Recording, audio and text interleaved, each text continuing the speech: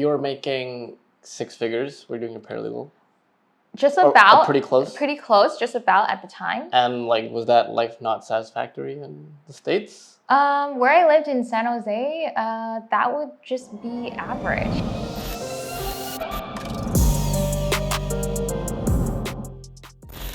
Who are you? Hello, my name's Delina, and I'm actually born and raised in Silicon Valley in California, but moved back to Da Nang City since around 2019, like right before COVID.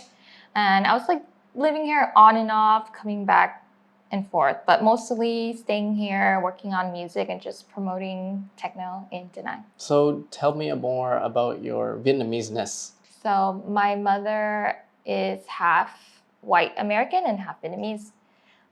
So her story started off as an orphan. So once she was born and then the war is over, they lost communication with soldiers, people returned, and there's just no way of contacting anymore. So many children were lost in this way, such as my mother.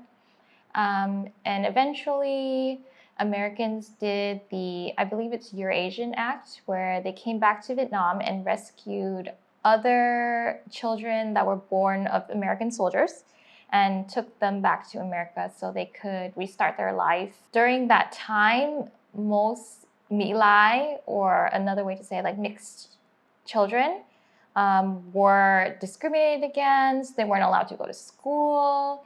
They just were abandoned, and it was a real struggle for them. And I believe the American government knew about that as well. So that's why they made the program to bring other children back, just like my mother. When she got to America, there wasn't much of learning English or anything, but she didn't even know how to read and write in Vietnamese to start with. So it was really difficult for her to even learn English, just straight to work. I was born and just toughing it out over there. I grew up with the struggle, welfare, low-income apartments. I was able to get myself out of that, go to school, become a paralegal, and just things like that, make something of myself. And do you think that was like a big part of your motivation, was your mom? Yes. I feel like she deserves the world because of all that she's been through. If you really think about it, she was someone who didn't know anything, abandoned, orphaned, couldn't read or write, and she was able to come to America, get her driver's license, which is a written test, get her passport, American citizenship, which is also a written test, from someone who does not know how to read and write at all. It was all based on her memory. So with her strength and how hard she worked, I feel like everything I do is for her. Even currently, I still take care of her, even though I stay in Vietnam. I still care about her and take care of her back in the States. Let's go to the move. So before you went there, did you already have fear from your mom being like, don't come to Vietnam? Yeah, but I've always been a bit of a rebel. Yeah.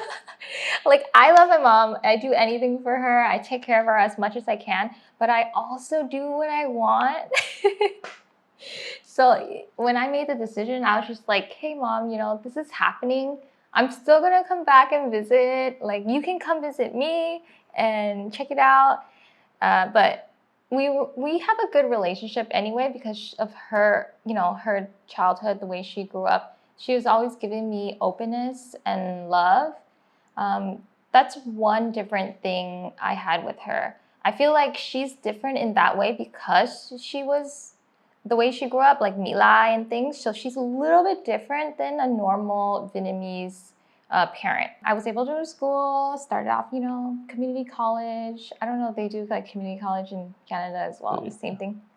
Started off community college, and then I met a friend who was in IT in a giant, big law firm. And he's like, you've always wanted to be a lawyer, but you said you didn't want to pay school expenses. You just didn't want to go through that. Yeah. He works with paralegals who make six figures with no law degree. All you have to do is get your paralegal certificate or associate's degree, which is 2 years, and also very minimal math. So that's what got me. I'm really bad at math, and I was like, oh, this is perfect. So paralegals that do like infringement, like copywriting, things like that, like IP, intellectual property, they can make, even a senior paralegal make $200,000 Wow. a year. So you're making six figures. We're doing a paralegal. Just Or about. pretty close. Pretty close, just about at the time. And like, was that life not satisfactory in the States? Where I lived in San Jose, that would just be average. Yeah. Surprisingly, and I couldn't even afford an actual house. So houses now in San Jose are up to 1.5, 2 million, 3 million a house. Yeah. And that's 30 years of commitment.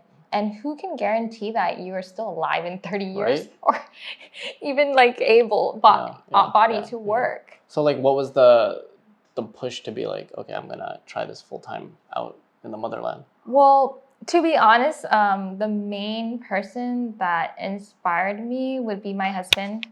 He's not here today, busy working, but I met him when I was about 18 at the time. He was already a DJ, already in the lifestyle, longtime raver, introduced me to the life, and of course I fell in love. I became the ultimate party raver person, doing things together. So he actually brought me back to Da Nang my first time in 2014. And we were just going on vacation. We were going on vacation, exploring, and then people were telling us like, oh, the land is so cheap right now. But of course, at the time, we didn't have money. We're kids, we're just going on vacation. I wish I did have money though, because there were property, beachfront or beach area, not beachfront, like close to the beach. Only $30K USD. Wow. $30,000. In 2014. Yeah, 2014. And how much is it now? Untouchable. Like millions USD? Yeah. Wow. It's really untouchable at the moment. I wouldn't even dream to be able to afford it, to be on the beach in Da Nang. So after that trip, we came back and we're like, this life in America is always going to be waiting for us. I can always go back. I can literally go back right now. Get on a plane, go back. Get a paralegal job. Go back to exactly who I was, just like that. Yeah. But this life here is something that I can build and create, and who knows what the future is in store, And what does Vietnam have to offer that your life back home didn't have to offer? Just because I have an advantage, coming from the West, we all have an advantage money-wise. Because it does take longer to be able to save money here, because I have a lot of local friends. Their income is a lot lower. Like a typical server job or just a regular person here would make maybe 3 million to 4 million VND a month. That's full time? Yes. Wow. So you're talking about purchasing power, still affordability though. Yeah, it's still affordability, but also it's just the lifestyle here. I feel like it's more warm, like social and things like that. People are going out every day, even if they're working full time. It's just different. I would say like that Monday through Friday, like cloudy, gloomy feeling that you get. I don't know if you office feel job, like yeah. So you just don't have the same brain power or just space. You don't have the same space in your mind. Let's talk about numbers here. Okay, so how much it costs to maintain? So you bought a 100K house. Yes. Right? How much it costs to maintain? Like monthly expenses for this? So the best part about Vietnam is there's no mortgage. So we completely paid off the house. So there's no payments in the sense for house. There is property tax, but it's like pennies on the dollar. It's not even worth mentioning. I think last year maybe we paid $15 Wow. on property. Compared to back home, where it would be like 2-3% of whatever. If it's like a million. It's actually, I believe 10, yes. In San Jose. Wow. Yeah, it's pretty intense. So it's very low cost for us here. So all we have to do is pay for electricity, water, and food. So for us, since we live in a small alleyway, the electricity is a lot cheaper than any other property. So electricity is also based on where your house is. So if it's in the alleyway or in the front street. And also apartments actually have higher electricity The bigger, costs. yeah, I know that. I would say about 400 or 500,000 VND a month with AC. Like I'm using the AC and everything, and charging our bikes. We have electric bikes, so with charging the bike, AC, like everything, electronics and things, maybe 20 USD a month. Can someone live in Vietnam, in Da Nang specifically, for like $1,000, 1,000 USD? I know plenty of other expat friends living here, and the way they live is way over 20 million a month. So for them, they feel like it's kind of tight. But I feel like if you are a normal person that doesn't need expensive things, doesn't want like a high class apartment, then you'd be fine.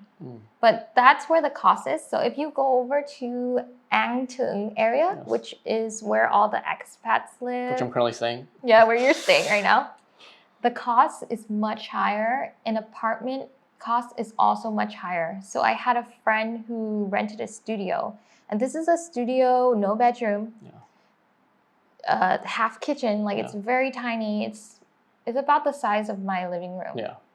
Yeah, with the bed For how in much? it. 7 million a month. Which is still cheap for Saigon, because I come from Saigon. Yeah. But for Da Nang, that's expensive. For Da Nang, that's expensive because there's no bedroom. So most people would prefer a bedroom because they want their cooking space to be separate from where the bed is, because like smell and things like that. So if you want an actual separate bedroom, it would be at minimum 11 million and up. So it's almost like Saigon in terms of price. It's a little cheaper, but almost there.